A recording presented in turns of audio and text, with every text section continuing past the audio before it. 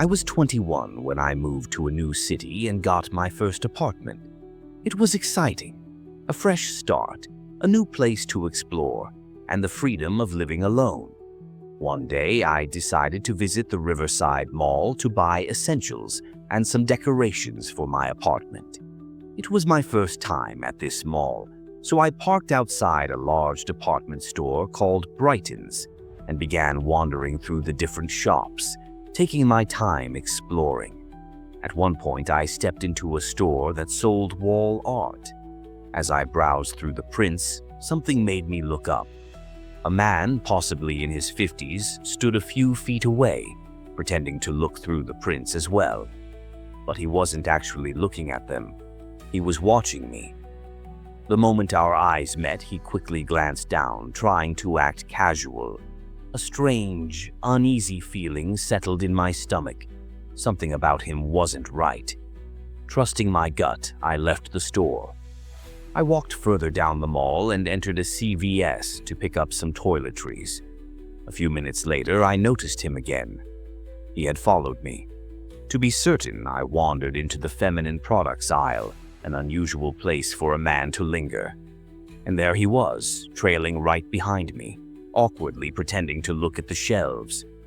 When he realized what aisle he had walked into, he looked flustered, but he didn't leave. Instead, he hovered nearby, staying uncomfortably close. Now my instincts were screaming at me. At checkout, he rushed toward the register as well, but someone else stepped in line behind me, blocking him from standing right next to me. I could tell he was irritated.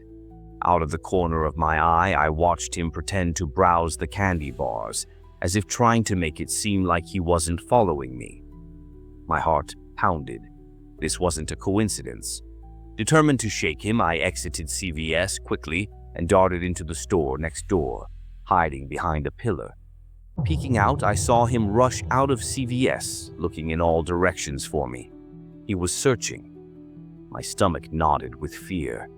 I hurried to the back of the store and told the employees that a creepy man was following me. I didn't think I needed security, just somewhere safe to wait. The staff was kind and let me sit behind the register. I stayed hidden for about 30 minutes before cautiously stepping out and continuing my shopping. For the next hour, I didn't see him again. I began to relax, thinking maybe he had left. Eventually, I returned to Brighton's, where I had parked. After looking around a bit, I headed towards the side entrance to leave.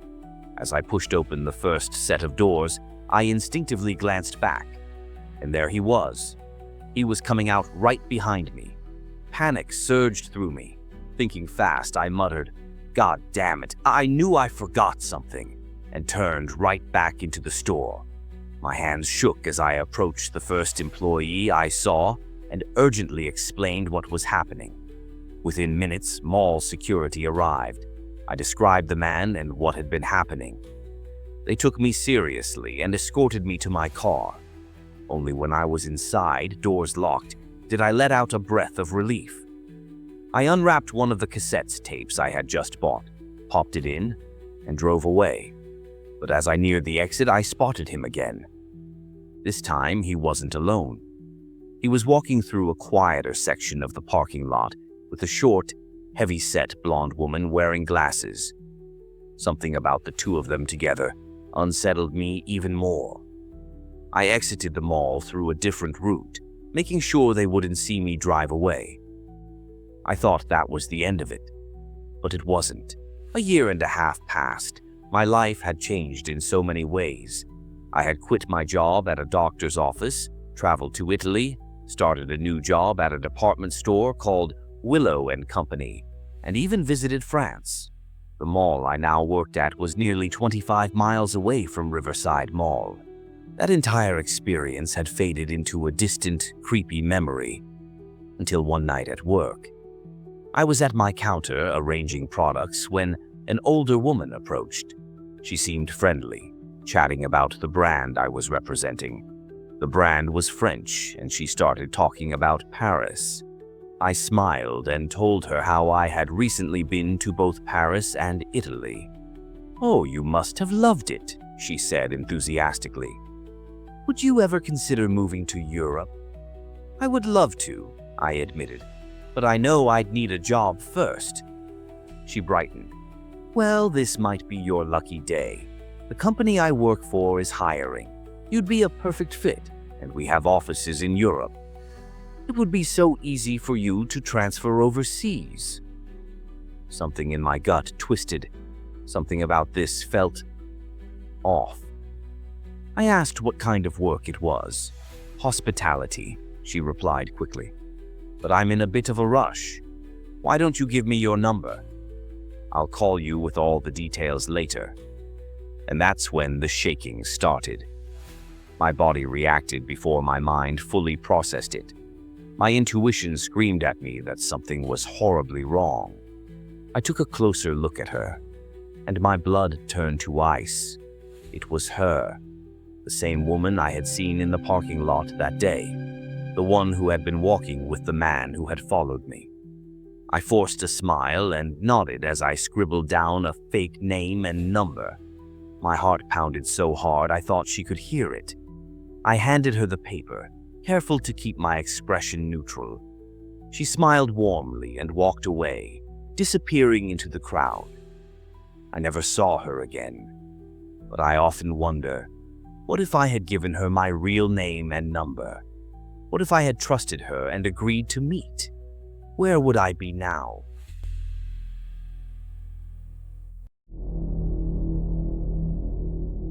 When I was 23, I moved to a new city for work. It was an exciting yet overwhelming change, and I didn't know many people.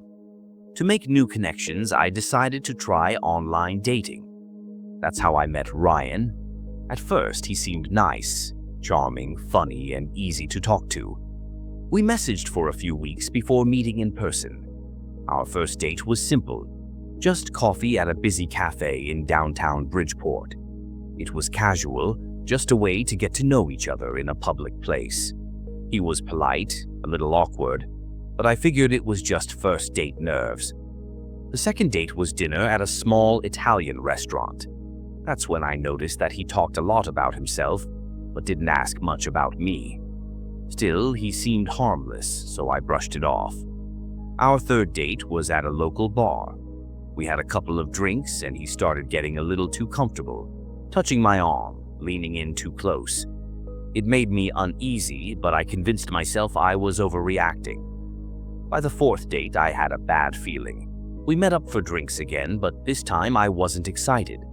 I started noticing how he would stare at me without blinking, how he avoided answering simple questions about his past, and how he seemed overly eager for things to progress faster.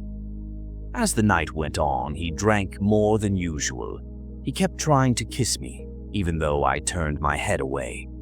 I felt uncomfortable, so I told him I was tired and needed to go home. As we walked to our cars, he stopped me. "Come home with me," he said, his voice serious. I forced a small laugh. "Not tonight. I have work early in the morning." He didn't take no for an answer. "I'll drive you to work in the morning." That was the moment I knew I didn't want to see him again. I told him I'd text him later, got in my car, and left. On my way home, I kept glancing in the rearview mirror. A car was following me. I made 3 turns, but it was still behind me. My stomach dropped. It was Ryan. I texted him, "Are you following me?" His reply came almost instantly. "Yeah, just making sure you get home safe." I called him, but he didn't answer. My heart pounded. This wasn't normal. I pulled over near a gas station and texted him again. "Stop following me, I'm fine." His car hesitated in the middle of the road before speeding off. I thought that was the end of it. The next morning, I woke up to multiple missed calls from a blocked number. Then came the texts. "I hope I didn't freak you out last night. We should do something chill next time. Maybe dinner at my place?" I didn't reply. A few hours later, another text. "Oh no, is the vibe dead?" I finally responded, "Hey, I just don't think we click." I want to focus on myself right now. Hope you understand." The response was instant and angry. "No, I don't understand. You led me on for 4 dates just to waste my time? How about you pay me back for everything I spent on you?" More texts followed, some containing personal details about me that I never told him. He knew where I worked. He knew which neighborhood I lived in. Panicked, I blocked his number. That night, I got home from work and found a bouquet of flowers on my doorstep. No note, just flowers. My heart sank. He had been here. He knew where I lived. I sent one final message from a different number. "Do not contact me again or I'll go to the police." Then I blocked him everywhere. For a few weeks, everything seemed fine. But then, one night, when I was home alone, I woke up to a sound downstairs. I wasn't sure if I had imagined it, but then I heard it again. The soft creak of a floorboard. I held my breath and listened. The house was dark and silent, but I could feel someone there. Then the unmistakable sound of a doorknob turning. My bedroom door. I scrambled under my bed and grabbed my phone, my fingers shaking as I texted my best friend, Lisa, who lived 2 blocks away. "Someone's in the house. Call 911. I heard footsteps creeping into my room, heavy breathing. The sound of my dresser drawers being pulled open, one by one. My heart pounded so hard I thought he'd hear it. Then the bed dipped. He was sitting on it. I saw his shoes through the gap between the bed and the floor. Dark sneakers. He just sat there, not moving. Minutes passed, but it felt like hours. Then a whisper. "God damn it." I recognized the voice. It was Ryan. I squeezed my eyes shut, praying my phone wouldn't buzz with a notification. I didn't move.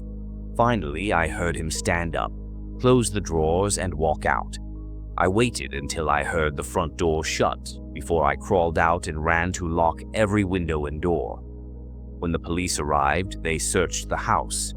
Every window had been unlocked. A large window in the kitchen, hidden behind a bush, was wide open. That's how he got in. The police searched the area but found no sign of him. I filed a report, but without solid evidence, they couldn't arrest him. They advised me to get a restraining order, which I did. But the fear never left. For months, I felt like someone was watching me. I changed my locks, installed cameras, and even adopted a large dog for extra security. Still, every creak in the night sent chills down my spine. Even now, years later, I still check my locks 3 times before going to bed. I never saw Ryan again, but sometimes I wonder, if I hadn't woken up that night, what would have happened? I live alone in a small house on the outskirts of a quiet town called Willow Creek. It's a peaceful place surrounded by tall trees and narrow streets. I work from home, spending most of my time in my small upstairs office, which has a large window overlooking the front yard. I like keeping the window open for fresh air, especially in the fall when the weather is cool and crisp. The house is old, but it has a certain charm to it, and I've always felt safe here, until recently. One afternoon around noon, I was sitting at my desk, deeply focused on work, when I happened to glance outside. That's when I saw him. A man standing at the edge of my driveway. He wasn't walking past or stopping to tie his shoe. He was just standing there, staring at my house. At first, I told myself it was nothing. Maybe he was lost or waiting for someone. I tried to ignore it, but something about the way he stood there, completely still, made me uneasy. He wasn't looking around or checking his phone. He was focused entirely on my house. After a few moments, he turned and walked away. I exhaled, trying to push the uneasy feeling away. The next day, I went about my work as usual. My schedule was packed with online meetings, so I didn't pay much attention to what was happening outside. But at some point, during a long video call, I found my eyes wandering toward the window again. He was back. The same man standing in the exact same spot at the end of my driveway, looking up at my house. A cold shiver ran down my spine. This time I knew it wasn't a coincidence. Something about it felt so much worse. I kept my eyes on him, hoping he would move on, but he stood there for a full minute, unmoving. Then, just as suddenly as he had appeared, he was gone. I told myself it was nothing. Maybe I was overreacting. But as the hours passed, I couldn't shake the uneasy feeling. That night I called my brother, Nathan, and told him about the strange man. He agreed it was weird, but said it was probably nothing to worry about. "People do weird things sometimes," he said. "Just keep your doors locked." I wanted to believe that. I really did. A few nights later, around 9 p.m., I was sitting on the couch watching TV. The volume was low and the house was quiet. That's when I heard it. The sound of slow, deliberate footsteps outside my house. I froze, my breath catching in my throat. The footsteps were moving toward my front door, stopping just outside. I didn't move. I didn't breathe. Then, silence. For a long moment, nothing happened. Then I heard the sound of paper rustling. My heart pounded in my chest. Slowly, I crept toward the door and looked through the peephole. I saw nothing but darkness. Hesitating for only a moment, I unlocked the door and peeked outside.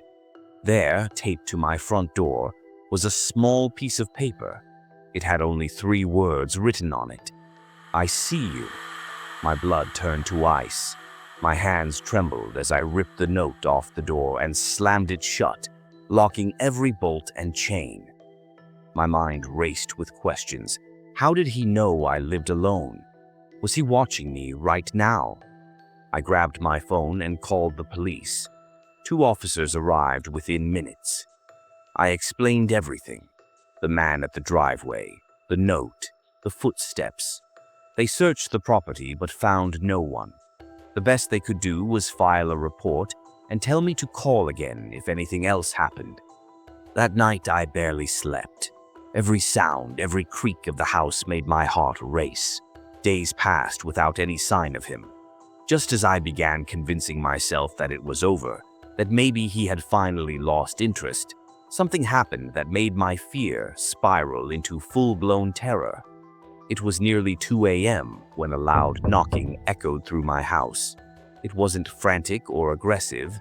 It was slow and steady, like whoever was knocking had all the time in the world. I lay in bed, my entire body stiff with fear. The knocking continued. I reached for my phone and called 911, whispering to the dispatcher what was happening. "Stay on the line," she told me. "Officers are on their way." The knocking didn't stop. It went on for minutes, each knock feeling heavier, more deliberate. Then, suddenly, silence. A long pause, then a sound that made my stomach drop. The doorknob rattling. Whoever was outside was trying to get in. I couldn't breathe. I clutched my phone, listening to the dispatcher reassure me that help was close. Then, finally, the sound of sirens in the distance. Flashing red and blue lights filled my street as police cars pulled up to my house. By the time the officers got to my door, the man was gone. This time, they took it more seriously. They searched the neighborhood but found no sign of him. One of the officers stayed behind to talk to me. "We'll increase patrols in the area," he said. "Make sure you keep your doors and windows locked. If you notice anything suspicious, call us right away." I thanked him, but it didn't make me feel any safer. Weeks passed and the man never came back. At least, not that I knew of. But I still don't feel safe. Every time I hear a knock at the door, my heart pounds. Every time I see a figure standing in the distance, I wonder if it's him. But the worst part isn't the fear of him coming back. It's the terrifying possibility that he never really left. 'Cause sometimes late at night I swear I hear footsteps just outside my window, and when I look outside, there's nothing there. But I can't shake the feeling that someone, he, is still watching me. If these stories made you rethink, hit that like button and share it with someone who loves a good scare. And don't forget to subscribe. You never know when the next chilling story will drop.